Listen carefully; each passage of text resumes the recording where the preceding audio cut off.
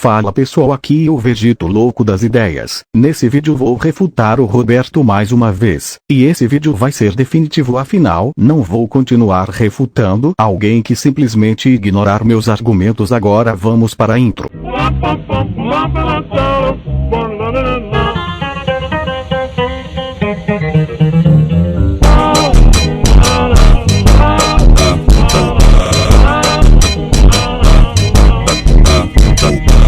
O primeiro argumento dele é dizer que os personagens precisam demonstrar destruir planetas no soco para ter força planetária. Isso é um erro que muitos cometem, afinal não depende do alcance e sim o quanto de energia estar sendo liberado. Por isso alguns feitos de personagens são maior do que foi demonstrado, porque eles focam em calcular a energia liberada e não o que foi demonstrado visualmente. Ou seja, o Goku pode sim ter força planetária em seus socos e mesmo assim não destruir nada.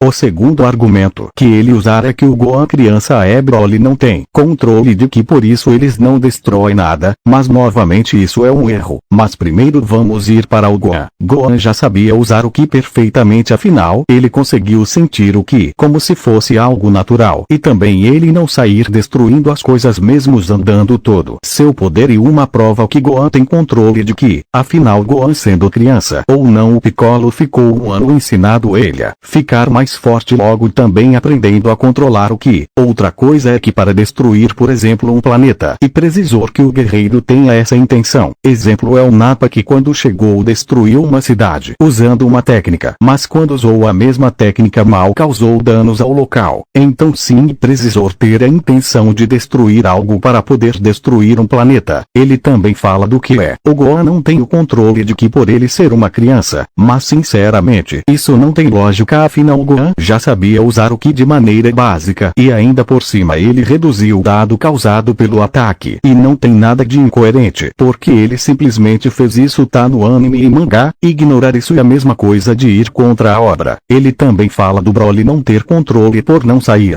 destruindo tudo que vê pela frente, mas isso é refutado pelo exemplo que dei do Nappa. O personagem precisar ter a intenção de destruir as coisas para tal coisa acontecer, e ele não destruiu as coisas por dois motivos. O primeiro é que seu foco era derrotar Goku e Vegeta, e segundo, ele não destruir nada e puramente área de efeito. Mas agora vou deixar um vídeo do canal Veco 682 que explica o motivo. Mito: Broly não tem controle de Ki.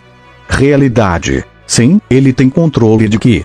Uma falácia usada para tentar nerfar o Broly de Dragon Ball Super é dizer que quando ele ficou descontrolado ele não destruiu a Terra com seus ataques de energia, e a desculpa do porquê ele deveria ter destruído a Terra é que ele supostamente não tem controle de Ki e não poderia controlar a área da explosão de seus ataques.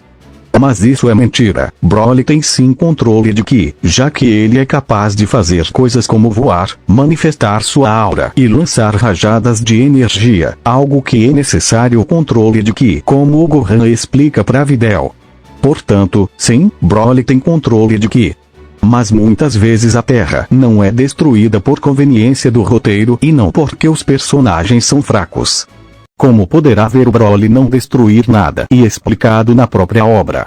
O próximo argumento dele é que o Goku não aguentou 40 toneladas, logo não faria sentido ele ter ataque planetária em seus socos. Mas novamente isso é fácil de responder pelo simples fato que isso é um Outerlier e não devemos levar a sério, porque se fosse assim era para o Goku usar ou ser mais forte do que esse Goku base da saga do Outro Mundo, coisa que a gente sabe que não é verdade. O próprio Goku já partiu uma montanha ao meio. Vegeta no Super na forma base segurou facilmente um prédio, então como vamos levar a sério algo incoerente?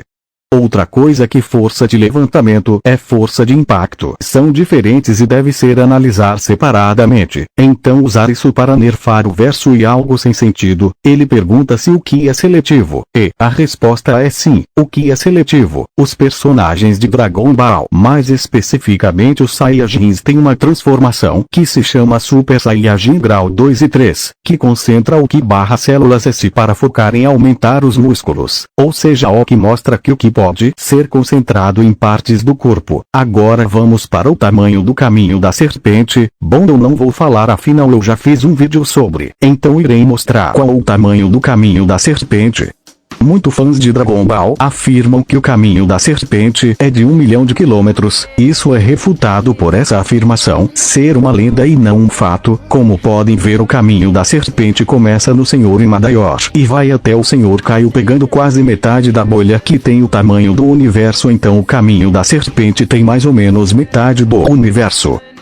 Como poderá ver, o caminho da serpente tem metade do tamanho do universo, ou seja, o caminho da serpente não tem 1 milhão de quilômetros. O resto do vídeo eu já refutei, mas antes de finalizar eu quero falar sobre a velocidade de locomoção e de combate. No vídeo ele disse que os personagens têm a mesma velocidade tanto de locomoção tanto de combate, mas tá errado, afinal ambas as velocidades são sempre analisadas separadamente. Exemplo é da nossa vida real, que tempo artista marciais que tem uma velocidade superior a um corredor profissional, mas isso só é aplicado em um combate. Do mesmo jeito que um corredor profissional e mais rápido do que um artista marcial, mas só vai acontecer em uma disputa de velocidade de locomoção. E sim, as duas têm o mesmo princípio de ir do ponto A até o ponto B, mas isso é em distâncias diferentes. Mas enfim, esse foi o vídeo, deixa o like e se inscreve.